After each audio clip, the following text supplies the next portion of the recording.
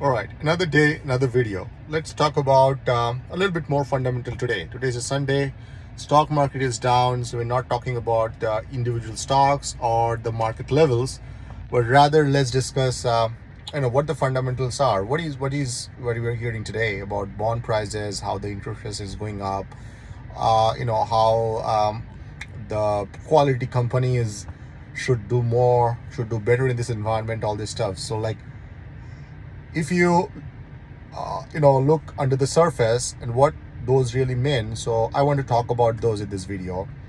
Hopefully that will clarify some of this thought process, and it will basically help you to understand what sort of things you should be looking for in the company before you pick a company. So let's talk about again. I have been talking in the last couple of videos about the U.S. Treasury bond interest. Let's touch base on that again.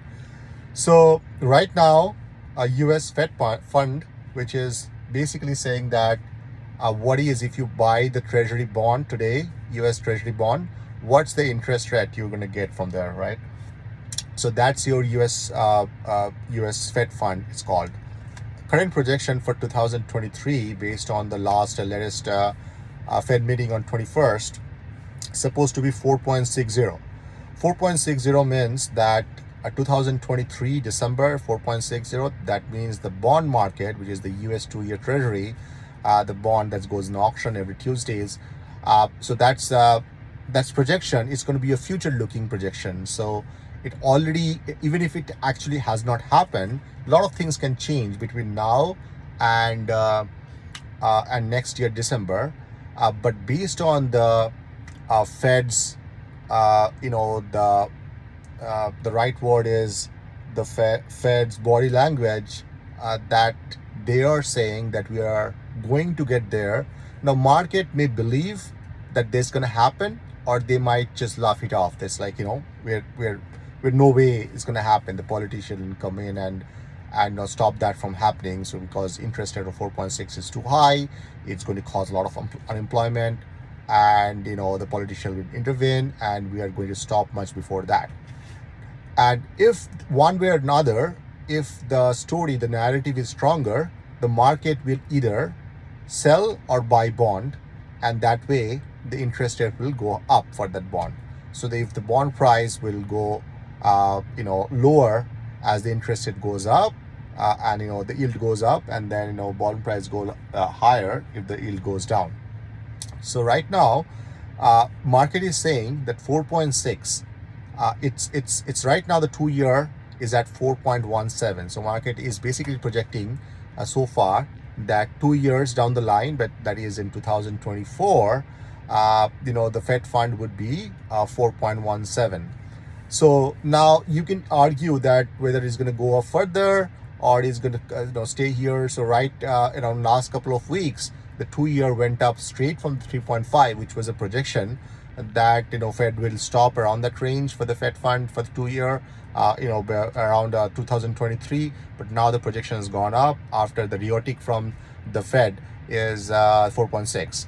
So what is all that means, right? What is really this indicates? Now let me go back and talk about a little bit about the bond. How does it work? So you might or may not know that U.S. Treasury, the way that government raises money is by issuing bond, just like a company. If the company wants to get, let's say, $1 billion, they might issue $1,000 a bond, 1 million bond, and they would say that, okay, if you buy the bond, 5 years down the line or 3 years, whatever the term is, at the time you are going to get at the 3% or 4% or 5%, whatever the interest rate is, based on that, whatever the cumulative amount, your capital plus the interest, you'll get it back. That's guaranteed. Now, as the company's rating, the higher risk companies are, similarly higher risk countries are, their bond prices will be lower, so the interest rate will be higher. That's called the very high yield bond, a junk bond. As for US, it's guaranteed that you are going to, because US is not going down, US dollar is the reserve currency, so it's guaranteed return, so your interest rate is generally low. So 3%, 2%. That's like last 15 years, the US 10-year has the highest it has gone was around 3.5 back in 2018 since the financial crisis. And before that, throughout the 2010s and 2000s and 1990s, around 4.6 ish. That was basically the projected 10-year return, 10-year yield. So that is a function. So as the bond and the stock again works in conjunction. The 10-year is a good indication because the long holding of the stock is equivalent of a 10-year yield. So let's say you bought an Apple stock and you want to hold it for 10 years. It's equivalent of what is my return on the 10-year. So that way, on the US Treasury, that way you can determine, the investor can determine whether they want to buy bond or stock, right? So generally they say 60%, 40% portfolio for stock and bond, and that's what it comes down to. So what's my risk return? For the last 15 years, the bond price has been the yield has been so low, the bond price has been high, so it did not make sense for the investors to buy any kind of bond, right? And they were like really, the price of the bond was high. So what they would do, they would short the bond, they would collect the capital from the bond, and because the interest rate is low, so they don't have to really, they obviously have to cover their shorts at some point, but the interest rate is so low that they don't have to pay back monthly or yearly basis that much. Or at the end of the term, they don't have to pay additional money because when you're getting the 10-year at 2%, and your bank interest, if you borrow the same amount of money from the bank for not for the home loan but for something else, let's say personal loan or investment loan, you're basically getting 4 or 5% interest or even higher. So obviously for the investor who can afford it, it makes sense to short bond and then use that capital, use the leverage capital, right? For example, if you have 100K in your bank account, you get let's say you have a leveraged of 200K, and on the 200K using that, you short the bond and you actually increase your capital allocation, and then use that money to buy ETF, buy options, buy stocks, whatever you want. And then there are some, as the interest rate is low, stock being the default investment, as the stock demand is high, stock will go up. So you have a guaranteed return on your stock price while you're shorting the bond. So what happens? You're making money from the stock, let's say 10%. You're really paying 0%, or let's say 1%, 2% of the US Treasury by shorting it.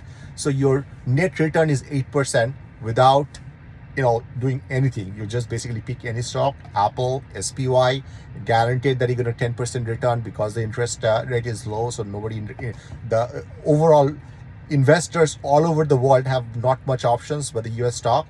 That means that, okay, there's some hiccups here and there, but generally if you buy the S&P price is supposed to go up year over year. And that means that your capital risk is very, very low. It makes sense all over. If you're a company, then if you're a bank, for example, then how you are actually allocating the loans, you are shorting the bond. Basically, you're selling this bond without having the return. Same thing goes over there as well. So you're selling the bond as shorting it, allocating the capital, using the capital. You're giving out the loans to companies or investors or whoever, and then you're charging them an interest, 3%, 4%, 5%. The spread of what you're borrowing the money, if you're a bank, that means you're selling the US Treasury, and because the interest rate is low to pay back to the government, your spread is pretty high. You're making guaranteed 3%, 4%, 5% money. Now obviously there are some risk that there are pockets of risk, like if the asset price goes up, then whoever is actually borrowing this money and the default, they cannot pay back, that the bank has to incur the loss. But in general, when everything is the government is in your pocket, in your favor, then those kind of stuff doesn't happen until it happens. And now is the moment, right? So now what is happening is that in the company, if they would borrow from a bank at 3%, 4%, because bank could afford 3%, 4% of the interest rate because they had a 0% borrow rate as a spread. Now it's not the case because your 10-year has gone up. If you're going for the 2-year, which is usually the interest, the short-term interest that the bank will give out to the companies, that is 4%. That's 4.7, right? 4.17. Now bank would not make money unless they charge the interest to the companies around much higher than the 4.1. What does that mean? The company just 3 months, 4 months back, back in April, who were paying 3 to 4% of the interest to the bank, now suddenly any new loan, they have to pay 7%, 8%, maybe a little bit less, but quite almost twice the amount, right? So that means the interest, they almost gone up twice in a very short period of time. And what is worse, they don't have a visibility. Only visibility is that's probably going to go up even further, next few months. What does it mean? The companies like the Silicon Valley companies who are really going for the growth, where they could really, have to show the investors that their revenue is going up. That was the right thing to do before, because growth was the king. Now, unless they make profit, they cannot sustain, because they have to keep their bank loans, accounts going, because the balance sheet matters now. Why? Here's why. So there are a lot of things I'm, kind of touch basing here. So this is the last leg of it, right? The first leg was the bond and how it is kind of issued and what's its significance. Second is how actually it goes through the system of the bank, and how its stock market kind of associated with it. And third is the Main Street, the companies, how they actually get affected because of this interest rate. So now, so that in that part, the growth, why we say that growth is the king. So for example, let's say you're opening a company and you know your market segment. Now you have 10 people working for it, and you have one customer. You can only support one customer or two customers with that 10 people. Now you can say that I have 5 more customers I can expand to, but I need to get more people. So but in order to do that, you need to raise capital, you need to get more money. In order to get money, you have to go to the bank.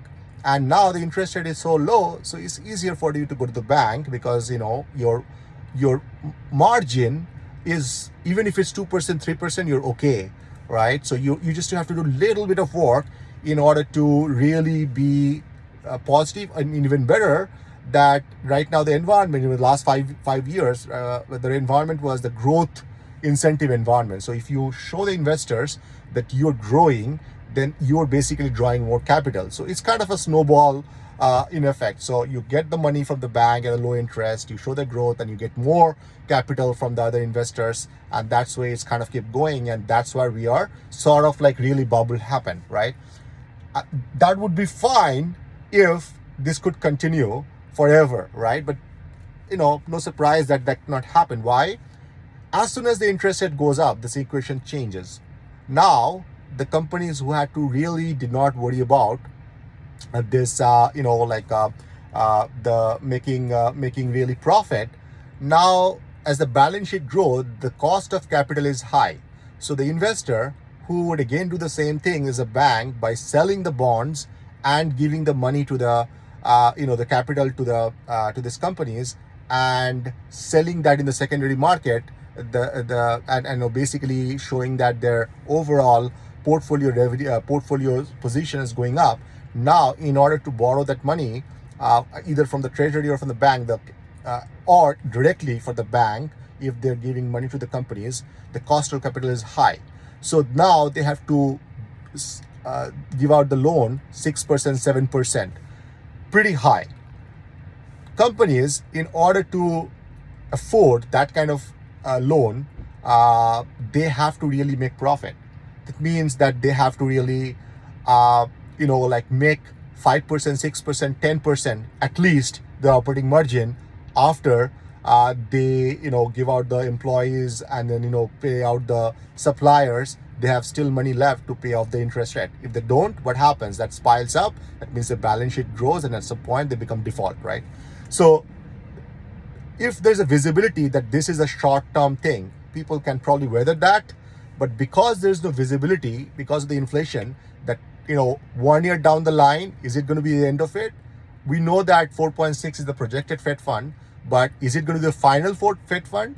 No, we don't know that. And that makes it more difficult, because this snowball that went up for the growth environment, where people actually were, price to sell ratio was so high and it was okay at the time. Now the opposite is happening. So if the balance sheet grows up and you cannot pay back the money, Your balance sheet, basically what that really means is that you have a huge amount of loan. You're increasing the debt, and as the interest rate is higher, so your debt even becomes even more and more over a period of time. Eventually, if you're not making good business, your company is going to go bankrupt. So that is a scenario. That's why we might see a lot of companies going out of business, or they're cutting cost, and basically that means that they will lay off people, and that's coming in next year, even if probably earlier than that. Probably is going to happen in this Thanksgiving, or this Christmas.